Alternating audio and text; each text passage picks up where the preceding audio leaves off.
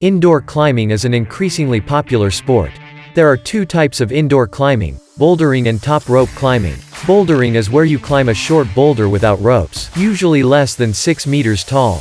You also can find the bouldering activity on the watch, and with the security of an anchored rope above. It's called top roping. If you choose top roping, you can use the Climb Indoor feature on your watch. When you first use the feature, the watch will ask you if you want to track route stats. If not, press the Start button to start recording the activity.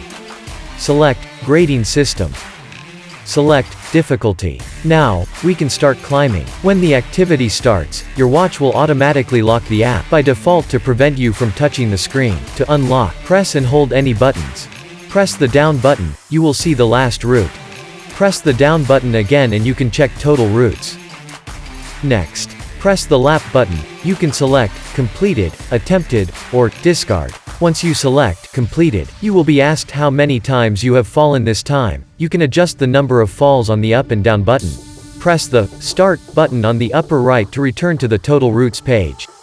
If you select Attempted, you will be asked how many times you have fallen during this climb. You also can adjust the number of falls on the up and down button, and press the Start button on the upper right to return to the last route page. If you want to continue climbing, then press the Lap button and select Difficulty to start the next route.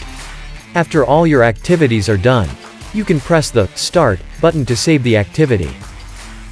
Then press the Start button again and check all the data and see all your stats. Now you will see the number of ascents, and how many times you fell, and the difficulty of the routes. For more information, you can see them on the Garmin Connect mobile. Let's start climbing. For more help, please visit support.garmin.com.